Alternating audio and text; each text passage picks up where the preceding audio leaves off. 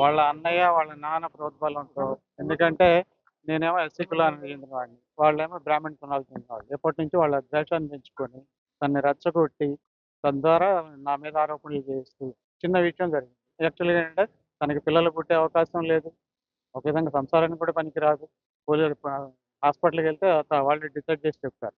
అయినా సరే పెళ్ళైన తర్వాత ఈ వీటన్నిటి మీద నేను ఇబ్బంది పడి ఇష్టపడి చేసుకున్నాను కాబట్టి పాపని అడాప్ట్ చేసుకున్నాం. తర్వాత సరోగసీ ద్వారా కూడా బిడ్డని కన్నాం. సరోగసీలో తన సంబంధం లేకుండా వేరే వాళ్ళు డోనార్ ఎగ్ తీసుకోవడం జరిగింది. అయితే ఏమైందంటే తల్లిగా తన అసంతృప్తితో ఉంటుంది కాబట్టి తన దగ్గర పెరగడానికి కోసం నేను త్యాగం చేసి తన దగ్గరే పెరిగేలా చూశాను. అయితే ఏమైందంటే తనకున్న ఇన్‌సెక్యూరిటీ ఫీలింగ్‌తో రాను రాను ఏంటంటే ఏదో విధంగా నన్ను ఇరికించాలనే ఉద్దేశం చేయటంతో పిల్లల ముందు గొడవ పడాల్సి వస్తుందని గత 6 సంవత్సరాలుగా మేము సెపరేట్‌గా వేరు వేరు రూమ్‌లో ఉంటున్నాం. అయితే నా నా పర్సనల్ సంబంధించిన ఏదో ఒకటి నేను తనతో ఫిజికల్ రిలేషన్ గాని 6 సంవత్సరాల నుంచి లేదు. మేము విడివిడిగా ఉంటున్నాం. పిల్లల మధ్య కూడా ఒక అంగీకారం చేసుకున్నాం. ఎందుకంటే పిల్లల మధ్య మనం గొడవ పడటం ఇష్టం లేదు కాబట్టి. ఒక ఉన్నతస్థాయిలో ఉన్నాం అని చెప్పేసి చేస్తే గత ప్రతిసారి కూడా నా ఫోన్ గాని, నా ల్యాప్‌టాప్స్ గాని నేను ఇంట్లో పెట్టిన తర్వాత వెతుక్కోవటం, దాంట్లో సంబంధించిన కొన్ని మార్ఫింగ్ చేయటం, ఏదో ఒకటి చేయటం అందరికి ఒక బ్యాడ్‌గా ప్రచారం నా బంధువర్గంలో కూడా అందరికి బ్యాడ్‌గా ప్రచారం. అంటే నా గురించి ఒక బ్యాడ్‌గా ప్రచారం చేసి ఒకటి క్రియేట్ చేస్తే తనని అందరూ మంచిగా అనుకుంటారు. తనకున్న లోపం కూడా పోతుంది అని చెప్పేసి అన్న ఉద్దేశంతో తను చేసిన ఇది. అలా చేయటంతో ఏమైందంటే లాస్ట్ ఇయరు ఏప్రిల్‌లో ఇలాగే గొడవైతే అందరిని పిలిచేసి నా ఇంటి ముందు పంచాయతీ పెట్టి నన్ను తాళాలేసి ఇంట్లో నిర్బంధించి చేస్తే అప్పటికప్పుడు మా ఫ్రెండ్స్‌ని పిలిస్తే అందరూ కలిసి కూర్చొని పంచాయతీ చేస్తే వాళ్ళేమన్నారు, "గత 4, 5 ఏళ్లుగా మీ మధ్య సంబంధం లేనివాడు అతని గురించి నీకెందుకమ్మా?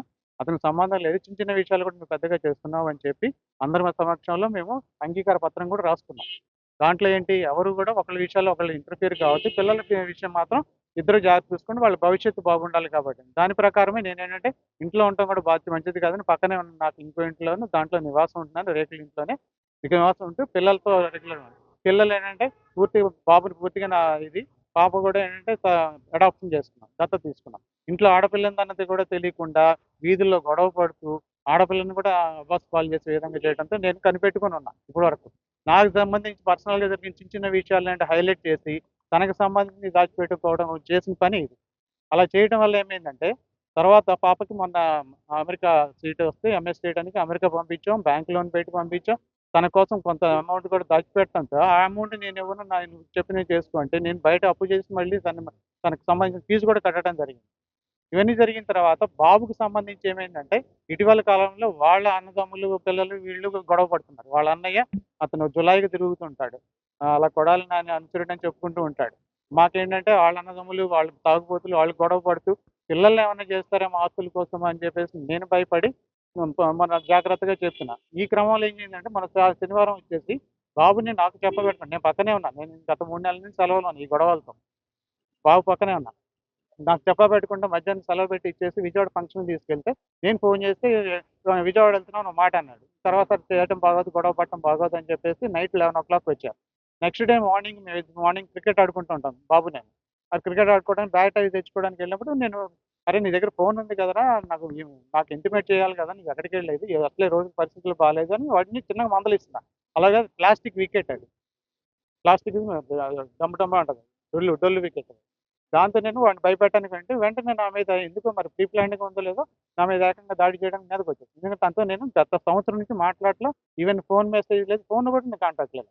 ఎందుకంటే తనతో మాట్లాడితే మూర్ఖంగా మాట్లాడుతుంది. ఈ ఇంట్లో వాళ్ళందరిని ద్వేషిస్తూ ఉంటుంది. అసలు మా మా ఇంట్లో పిల్లల్ని ఏంటంటే నా అక్కోళ్ళ ఇంటికి, తమ్ముడింటికి కూడా పంపించింది. లాస్ట్ టైమ్ ఏంటంటే మా తమ్ముడు 2009లోనే తన గురించి ఒకటి చెప్పాడు. నీ గురించి వెనకాల చండాలంగా బంధువులందరికీ చెప్తుందిరా. నువ్వేమో తన కోసం సరోగసీ చేసావు. అలాగే అడాప్షన్ చేసావు. తనని బాగా నమ్ముతున్నావు. మమ్మల్ని అందరిని దూరం చేస్తున్నావు అంటే వాడిని తిట్టి పంపించింది. 15 సంవత్సరాల పాటు నేను దూరంగా ఉన్నాను. నా తమ్ముడితో, తమ్ముడితో. మా అక్క పక్క వీధిలోనే ఉంటుంది కానీ, నా కొడుకుని మా అక్క ఇంటికి పంపదు, తమ్ముడి ఇంటికి పంపదు, బంధువుల ఇంటికి పంపదు. అంటే ప్లాన్డ్‌గా వాళ్ళందరూ కలిసి ఏంటంటే, వీళ్ళని హోల్డ్ చేసేసి, సెపరేట్ చేసేసి, తద్వారా వాళ్ళేదో బెనిఫిట్ పొందుదామని చూసారు. మేము ఇది గమనించి అంటే గత 3 నెలలుగా నేను కాచుకొని ఉన్నా. ఈ క్రమంలో జరిగిన చిన్న పొరపాటి గొడవ. తను నన్ను తోసింది. నేను తను తోయడం వల్ల కింద పడి చిన్న చిన్న దెబ్బలు తగిలిన దాన్ని బట్టి దాన్ని సాకుగా చూపించి ఇంత గొడవ చేశాను.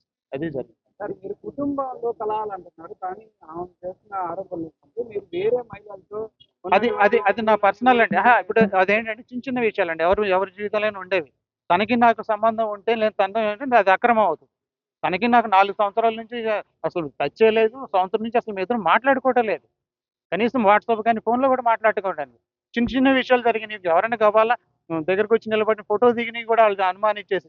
ఇదేంటంటే ఇప్పుడు కాదు. 2005 సంవత్సరాల నుంచి నా ఫ్రెండ్స్ అందరికీ కూడా నా గురించి ఒక విధంగా బ్యాడ్‌గా క్రియేట్ చేసుకుంటూ వస్తుంది. నేను 2009 వరకు గ్రూప్ 1 ప్రిపేర్ అవుతూనే వచ్చా.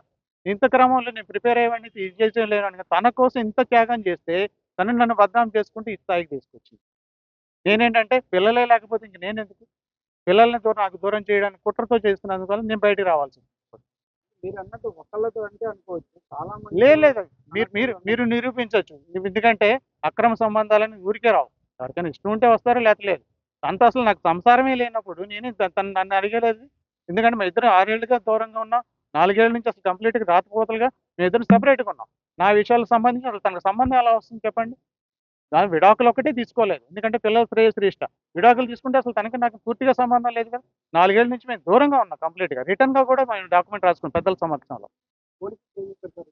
ఇప్పుడు పోలీసులకి ఏం లేదు. ఇప్పుడేమైందంటే 15 ఏళ్ల నుంచి వాళ్ళు మా ఇంటికి రారు. బిడ్డల్ని ఇంతవరకు చూడలా. వాళ్ళ నాన్న గాని, అమ్మ గాని ఇంతవరకు బిడ్డల్ని చూడలా. ఈరోజొచ్చి హడావుడిగా వాళ్ళ అమ్మాయిని, నా కొడుకుని తీసుకెళ్ళిపోతే కనీసం పక్కనే ఉన్నాను. నాకు చెప్పాలి గదా! ఎందుకు చెప్పట్లేదని ప్రశ్నించినందుకు వాళ్ళు నా మీద దాడికి ప్రయత్నించారు. నన్ను తిట్టారు. దాంతో నేను ఇక్కడ పోలీస్ స్టేషన్‌కొచ్చి కంప్లెయింట్ తల్లి దగ్గరే ఉండాలి కదా అని. తల్లి కాదనట్లేదు. ఇప్పుడు ఎవరికి కూడా తెలీదంట. కానీ తండ్రి దగ్గర కూడా ఉండకూడదా? నేను వాళ్ళ మీద గొడవ పడుతున్నాను. నేను తల్లితో గొడవ పడట్ల. తల్లి దగ్గరే ఉండాలి. అందుకని వాళ్ళకి ఆ ఇల్లు ఇచ్చేసి ఆ ఇంట్లోనే ఉండమని వాళ్ళకి చెప్పాను. ఆ ఇంట్లో ఉండకుండా వాళ్ళు ఇప్పుడు వెళ్ళిపోతుంటే ఎవరు తీసుకెళ్తున్నారు? ఎవరైతే మమ్మల్ని ద్వేషించి ఇన్నాళ్ళు దూరంగా పెట్టారో వాళ్ళు తీసుకెళ్తున్నారు. వాళ్ళు తీసుకుంటే నాకెండదా? నా కొడుకుని నాకు చెప్పకుండా తీసుకెళ్తుంటే ఎక్కడికి తీసుకెళ్తున్నారు? ఏమవుతాయి? ఏదైనా రేపు జరిగితే వాళ్ళకిను వాళ్ళ చిన్నాన్న పిల్లలకి గొడవలు జరుగుతున్నాయి. ఆస్తుల విషయం. ఆ గొడవల్లో ఈళ్ళకెంత హాని చేస్తే, ఆ భయంతో నేను ఆపమంటే వాళ్ళు నా మీద దాడికొచ్చారు.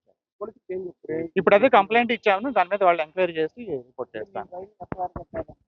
నేను జరిగిన చిన్న గొడవకి తన మీద జరిగిందండి. నేను దానికి ఆన్సర్ చేస్తాను. కోర్టు ద్వారా నేను వెళ్తాను. ఎందుకంటే అది క్యాజువల్‌గా జరిగిందండి. ఇది ఉద్దేశపూర్వకంగా అది ప్లాస్టిక్‌ది ఉన్న వికెట్‌తో దెబ్బలు తగులుతాయంటే నాకైతే తెలీదు మరి.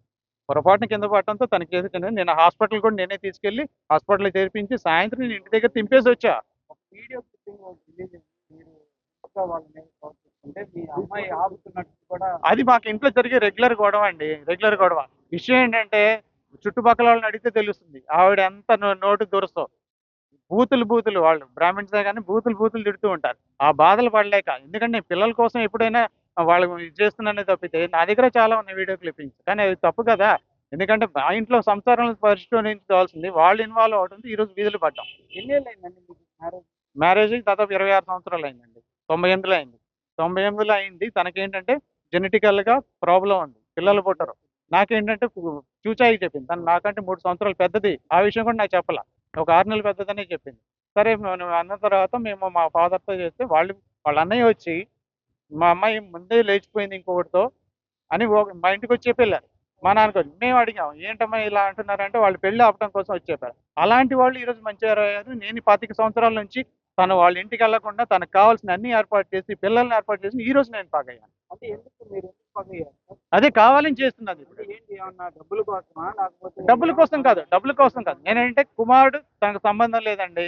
భవిష్యత్తులో వాడు వెళ్ళిపోతాడని ఒక భయంతో వాళ్ళని క్రియేట్ చేస్తూ, తనకు అనుకూలంగా చేస్తూ, ఈ మధ్య ఏమైందంటే వాళ్ళ నాన్నకి బాగాలేక ఇప్పుడు దగ్గరవుతున్నారు వాళ్ళు.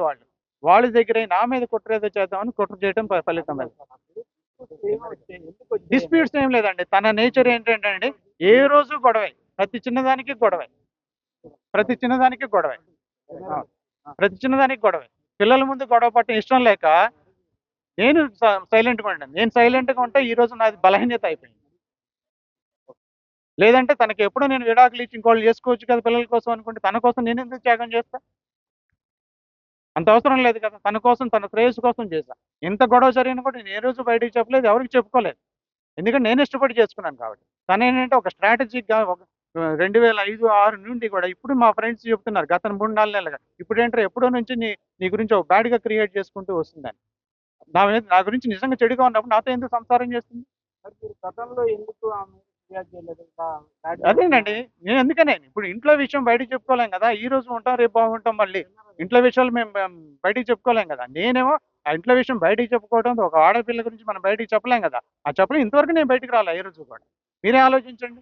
పిల్లలు లేని దానికి నేను తీసుకొచ్చి 25 సంవత్సరాల పాటు వాళ్ళ నాన్నకంటే ఎక్కువ చూసుకొని ఆ, పిల్లల్ని ఇచ్చి నేను చక్కగా ఉండడం, ఇంత గొడవ అయినా సరే పిల్లలు తన దూరం చేయకుండా తనతోనే అట్టు పెట్టుకున్నా. ఇంత చేస్తున్నా కూడా నా మీద ఇంకా ఆరోపణలు చేస్తే నేనేం చేయలేను కదా. ఎందుకంటే గత 4 ఏళ్లుగా మా మధ్య ఎటువంటి కాంటాక్ట్ లేదు, ఫోన్ కాంటాక్ట్ లేదు, ఏమీ లేదు. చాలా మంది మహిళలతో ఉన్నట్టు లేదు, తప్పండి అది తప్పండి. వాళ్ళతోనే మీరు అది తప్పండి. ఎందుకంటే అది ప్రైవేట్ ఇష్యూ, తనకి నాకు సంబంధం లేదు. ఏదైనా చిన్న చిన్న ఫంక్షన్స్ ఏదో కలిసినప్పుడు ఒక నిమిషం. లేదండి ఒక నిమిషం. అలా కాదు, అలా కాదు. ఓకే ఓకే, వాళ్ళు కావాలని చేస్తారండి అది, ఓకేనా. వాళ్ళు కావాలని చేస్తారు. ఏదైనా ఫంక్షన్ లో కలిసి పక్క పక్కన ఉన్న ఫోటో తీసిన మార్పింగ్ చేసి చేసిన ఈ రోజులు ఇవి. నిజంగా అవే ఉంటే తను నాతో పాటు ఎందుకు ఉండాలి ఇప్పటి వరకు? తను నాతో పాటు ఉండాల్సిన అవసరం లేదు కదా. నా ఇంట్లో ఉండాల్సిన అవసరం లేదు కదా, నా పిల్లల్ని చూసుకోవాల్సిన అవసరం లేదు కదా. తను వెళ్ళిపోవచ్చుగా. అంటే కావాలని ఈ రోజు కావాలని ఇద్దరు బయటపడిన ఇంతకాలం ఎందుకు బయటపెట్టలేదు? ఎప్పుడో జరిగిన 2-3 ఏళ్ల క్రితం, 4 ఏళ్ల క్రితం జరిగి నేను చెప్తున్న వాటిల్లో ఇది ఇప్పుడైతే లేదు కదా. మిమ్మల్ని ఒక మొత్తానికి స్థాయితో పోల్చారు. సరే, మీరు ఎలాగైనా పోల్చుకోవచ్చు. ఎందుకంటే దాంట్లో తప్పేం లేదు కదా. ఎందుకంటే వాళ్ళు ఎవరు వచ్చి మీకు అలా కదండి, వాళ్ళు ఎలా అయినా పోల్చుకోవచ్చు, దాంట్లో తప్పేం లేదు. అసలు మా ఇద్దరి మధ్య సంబంధం లేనప్పుడు తను ఎవరు నన్ను పోల్చడానికి? నేను పిల్లల కోసం, తన కోసం నేను కనిపెట్టుకుని ఉన్నా. తనకి ఈ రోజు నేను హాని చేయలేదే. తను విడాకులు కూడా అడగలేదు. ఎందుకంటే విడాకులు ఇస్తే తను ఎక్కడికి వెళ్ళిపోతుంది, తన పేరెంట్స్ దగ్గర కూడా వెళ్ళలేదు కదా అన్న ఉద్దేశంతో నేను ఈ రోజుకి ఎప్పుడు విడాకులు అడగలేదు. తను కంఫర్టబుల్గా ఉండడానికి కంఫర్టబుల్ అరేంజ్మెంట్ చేశాను. నా పూర్తిగా ప్రైవేట్ విషయాన్ని ఆవిడ పర్సనల్ విషయంగా చేస్తుంది, అంతే, అంతకుమించి ఏం లేదు. ఓకే.